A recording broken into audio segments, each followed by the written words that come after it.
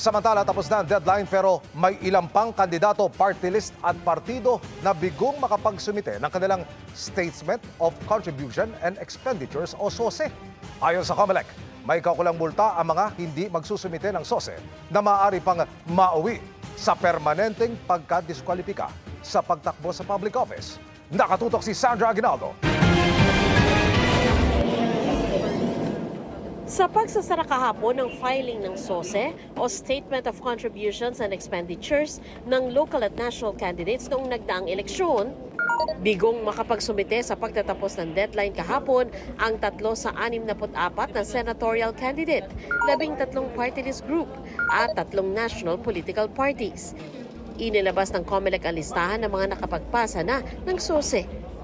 Batay sa COMELEC Resolution 11109, ang mga senatorial candidate, national political parties at party list groups na hindi nagsumiti ng SOSE pagbubultahin ng 30,000 para sa first offense at 60,000 para sa second offense. Kung nanalo, hindi makakaupo hanggat hindi nag-file ng SOSE. Pwede rin daw itong mauwi sa permanenteng disqualification.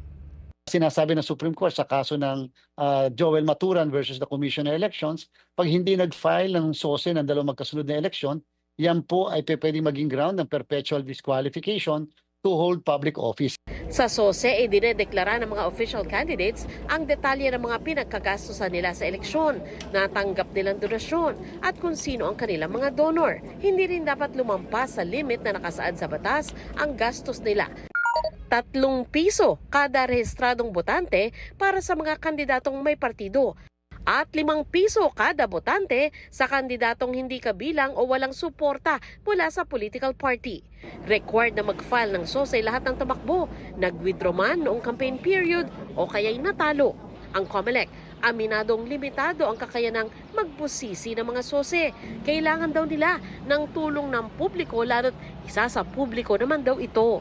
Nakadepende ang COMELEC sa dokumentong sinasubmit. Talaga pong wala namang kaming paraan sa kasalukuyan in terms of resources o personnel na halungkatin yung mismong imbestigahan ng bawat isa. Dito papasok yung vigilance ng mga kababayan natin, kahit po hindi po kalaban, kahit po yung mismong ordinaryo na constituent nila. Sa December 1 naman nakatakda ang 2025 Barangay and Sangguniang Kabataan Elections.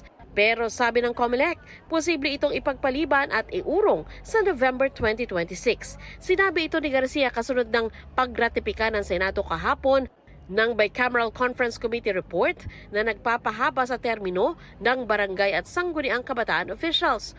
Kung maisa sa batas, mula 3 taon, magiging 4 na taon na ang kanilang panunungkulan. Hanggang 3 ang termino ng mga opisyal ng barangay at 1 term lang para sa SK officials.